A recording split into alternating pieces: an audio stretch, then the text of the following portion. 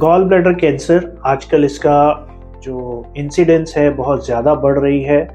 अक्सर हम देखते हैं, मैं तो गॉल ब्लैडर कैंसर्स को ट्रीट करता हूँ, जीआई कैंसर का सर्जन हूँ, तो हम ये बहुत ही कॉमनली अब देख रहे हैं। तो गॉल ब्लैडर का जो कैंसर है और गॉल स्टोन का रिलेशन, आज इसी के बारे में मैं आपसे बात करना चाह रहा हूँ। गॉल स्टोन हमारे लिए बड़ा इंपॉर्टेंट और बड़ी कॉमन प्रॉब्लम है, तो गॉल ब्लैडर कैंसर के साथ इसका रिलेशन क्या है सच्चाई गॉल ब्लैडर स्टोन की गॉल ब्लैडर कैंसर के लिए। नमस्कार, मैं डॉक्टर नीरज गोयल हूँ। आज इस वीडियो में हम गॉल ब्लैडर स्टोन और गॉल ब्लैडर कैंसर के बारे में ही बात करेंगे।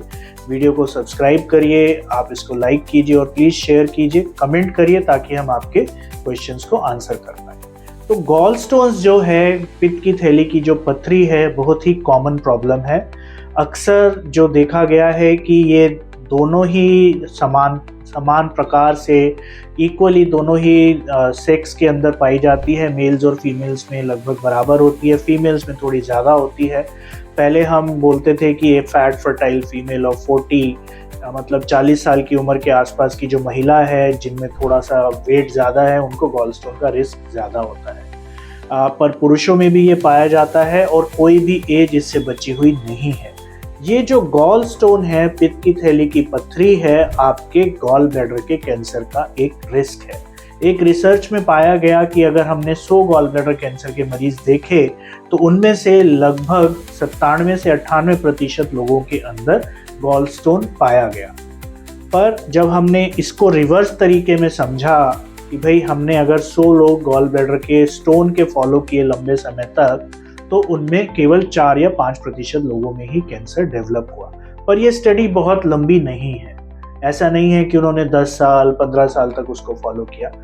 मैं अपनी प्रैक्टिस के अंदर देख रहा हूँ कि बहुत सारे लोग हमारे पास आ रहे हैं जिन्होंने बताया कि हाँ, मेरे को तो अपने 7-8 साल से मेरे को पता है कि पित्त की थैली में पथरी थी और ऑल ऑफ ए सडन अब मेरे को पता चल रहा है कि पित्त की थैली के अंदर गांठ आ गई है। तो ये डेफिनेट रिस्क फैक्टर है। स्पेशली हमारा जो नॉर्थ इंडिया है, मतलब ये जो हिमाचल प्रदेश, पंजाब, हरियाणा, उत्तर प्रदेश, बिहार, ये वाला जो एरिया है, ये गॉल ब्लैडर कैंसर के लिए बहुत नोटोरियस है। यहाँ पर गॉल ब्लैडर कैंसर बहुत ज़्यादा मिलता है। तो वो कौन सी पथरियाँ हैं जिनसे गॉल ब्लैडर के कैंसर का रिस्क बढ़ता है? अक्सर ये माना गया है इन लॉन्ग टर्म स्टडीज़ में कि जो आपकी पित्त की थैली के अंदर अगर आपकी जो पथरी है 2 से 3 सेंटीमीटर साइज की है, अक्सर 3 सेंटीमीटर साइज से बड़ी जो पथरी होती है वो आपके गॉल ब्लैडर कैंसर के रिस्क को बढ़ा देती है। कैसे बढ़ाती है? क्योंकि आपकी जो पथरी है वो गॉल ब्लैडर की जो वॉल्स हैं, उसकी जो दीवारें हैं, उसको इन्फ्लेम करती रहती है। बार बार इन्फ्लेमेशन की वजह से उस एरिया में गॉल ब्लैडर के अंदर ग्रोथ होना शुरू हो जाता है। तो ये जो पथरी है ये आपके लिए गॉल ब्लैडर के कैंसर को रिस्क को बढ़ा सकती है। पर इसका मतलब ये नहीं है कि आपकी छोटी पथरी उस रिस्क को नहीं बढ़ा सकती। आपकी जो छोटी पथरियां हैं वो भी उस रिस्क को बढ़ाती है। हम अपनी प्रैक्टिस में देखते हैं कि छोटी पथरी के साथ भी गॉल ब्लैडर के कैंसर्स पाए जाते हैं। बड़ी पथरी ज़्यादा होती है पर छोटी पथरी के साथ भी पाए जाते हैं। तो गॉल ब्लैडर की जो स्टोन है, आपके गॉल ब्लैडर के जो रिस्क हैं, उसका एक डेफिनेट रिस्क फैक्टर है, उसकी जो खतरा है उसको बढ़ा देती है।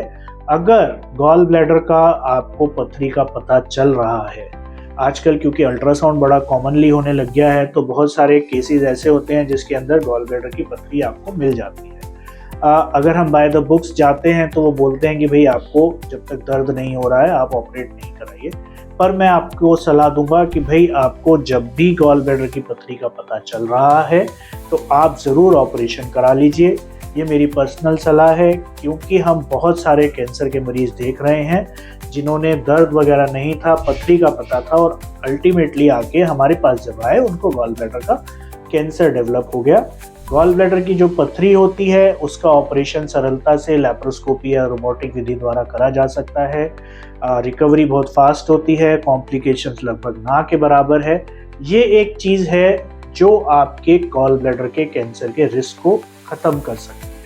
तो गॉल स्टोन्स, पित्त की थैली की पथरी आपके पित्त की थैली के कैंसर, गॉल ब्लैडर कैंसर को बढ़ावा दे रही है। मेरी सलाह रहेगी, जब भी आपको इसका पता चलता है प्लीज़ गेट ऑन।